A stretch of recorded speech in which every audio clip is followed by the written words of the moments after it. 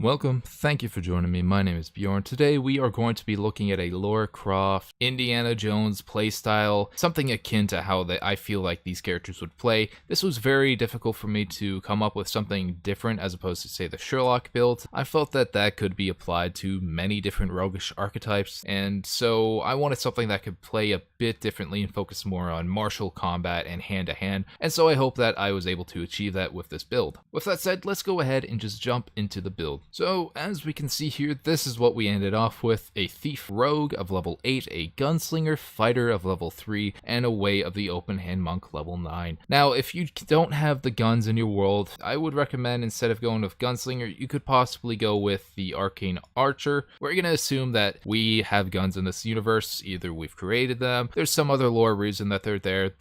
I like guns in D&D, it's fucking cool. Now, since we are multi-classing, there are some minimum requirements to be met here. For the Rogue, it will be a Dexterity of 13, for the Fighter, a Strength or a Dexterity of 13, and for the Monk, it will be a Dexterity and a Wisdom of 13, so clearly we are lending ourselves towards that Dexterity build. The next stat I would recommend getting up as high as possible is your Wisdom. This will help us with our unarmored defense. For your dump stats, I'd recommend maybe Constitution, possibly Charisma or Intelligence. Best of luck with your rolls, hopefully you don't have to have a dump stat. Now, as for the background of choice here, of course, I'm going to say this now: don't play Lara Croft, don't play Indiana Jones. Play a character that you've created your own. It's so much more satisfying. This is just a play style, something akin to maybe that you can jump off of and say, like, I have this idea in mind, because, you know, Lara Croft is badass. Indiana Jones is badass. Why wouldn't you want to play something akin to them? So with that in mind, we can look at the background choices here. If you want to go, obviously, like something akin to Lara Croft, she's an archaeologist.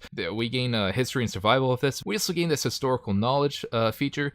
Some really fun role-playing potential here. I really like this archaeologist background. And if you're looking for more of an Indiana Jones is an anthropologist. You can just go with that. As for the race of choice here, I've decided to go with the Wood Elf. I'm leaning towards a more of a Lara Croft kind of style, and I feel that the Wood Elf has a certain beauty to them. As this character, I would want to be able to manipulate people into doing things for myself. Not such an evil way, but maybe to get into a building or to whatever, to flirt with somebody, and, you know, being an extremely beautiful individual, that certainly helps. As for an Indiana Jones, I would maybe recommend going variant human, getting that extra feat. I also like the idea of not being able to actually see in the dark with him. There's some fun role-playing with not actually seeing in the dark. Now let's go ahead and jump into the class. We start off with the Rogue. We gain a lot of proficiencies with them. I decided to go with acrobatics, athletics, stealth, and investigation. All of it leaning us towards that side of that person who is already knowledgeable on these certain, like, these tombs, these things.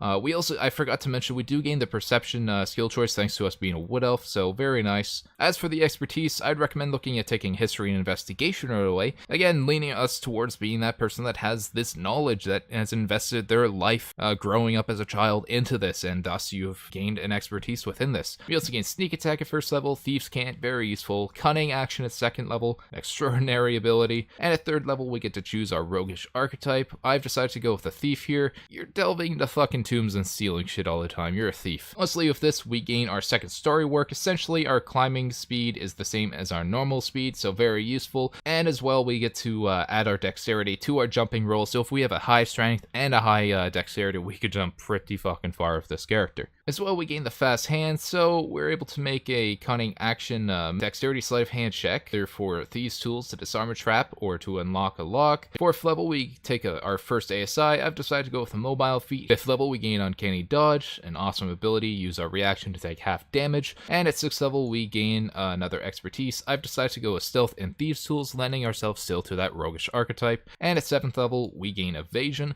8th level, we gain our final feat with the rogue. I decided to go with elven accuracy here, increasing our wisdom score. This is a very powerful feat. It gives you super advantage essentially, so very, very good. And finally, that ends off our rogue. I'd recommend maybe looking into going with Gunslinger as opposed to the monk first. With this, we will be gaining a fighting style right away. I've decided to go with 2-weapon fighting. The idea of this character in my mind was that either we're gonna have, obviously with Lara Croft, she has 2 guns going, but I kind of wanted to have a short sword or a dagger and then a gun or a crossbow in my offhand. As well, first level, we gain second wind, a nice little heal that we can give ourselves, essentially a little health potion. And at second level, we gain action surge. Of course, action surge is awesome. And at third level, we get to choose a martial archetype. For that martial archetype, of course, we get to go with the Gunslinger here. With this, we do gain the Adept Marksman, so we gain some trick shot, some grit, some unique abilities. I would recommend taking some time reading through all of how the firearms and everything, the gunsmithing works. Like, this is a little bit to read here, and I'm not going to do that right now. But once you get through that and you start to understand it, it's fairly simple.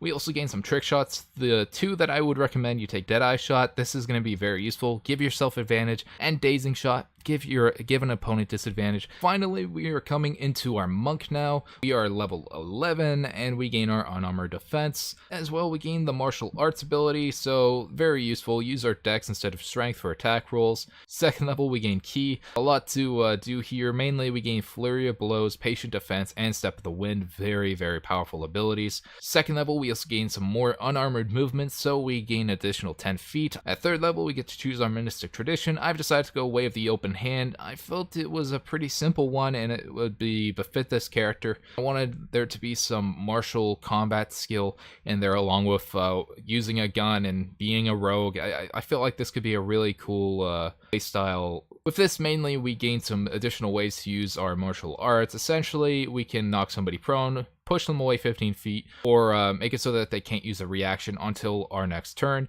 Very useful abilities. As well, third level, we gain deflect missiles, so, getting shot less helps a lot. Fourth level, I decided to go with Firearms Specialist. We already have proficiency with firearms, but the main thing we gain with this is that if we misfire, we will be able to use a reaction to roll a d20. If we rolled higher, then we don't misfire. So, very, very useful. As well, if we make an attack action with a one-handed weapon, we can use a bonus action, make an attack with a loaded firearm with a light property, so a pepper box in this case. I really like that feel. Attack with a short sword or a dagger, and then point at someone far away, and then take a shot at them. That's really, really cool. Bonus action, flurry of blows, and just punch the shit out of somebody.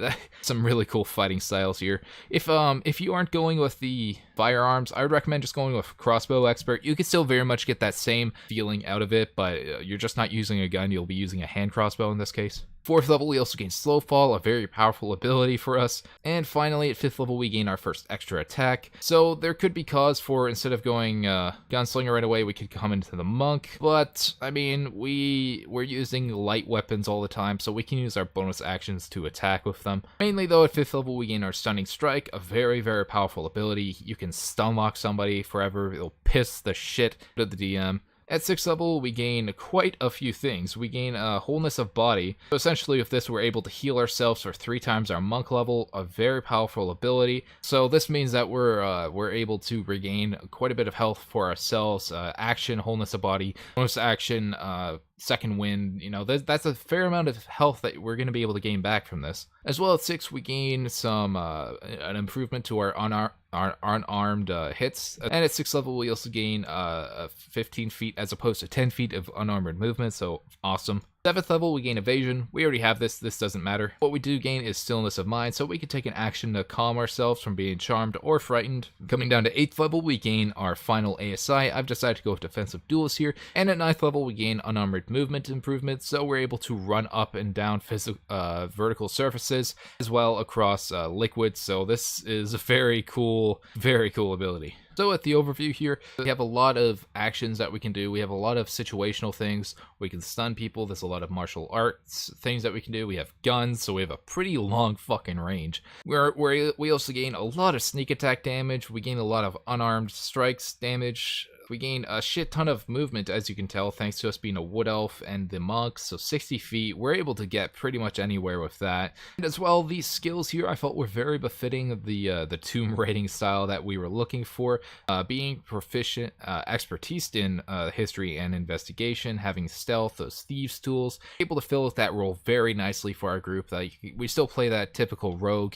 We still have a lot of damage output. This is a very nice build, I felt, and I'm actually really looking forward to possibly playing this as a character someday. I still have to write out a backstory for it, but yeah, I hope that this helped you create that dungeon delving, tomb raiding, Lara Croft, Indiana Jones playstyle that you were perhaps looking for. That involves more than just simply, you know, having that fighter rogue archetype. This way we gain a lot from the monk. Thank you so very much for watching. Again, I hope this inspired you. If you enjoyed it, please consider leaving a like, subscribing, and leaving a comment. I would love to be able to reach out to a larger audience, and it helps me out a lot. And thank you for everyone who has already subscribed and showing support in that way. And as always, have a lovely day.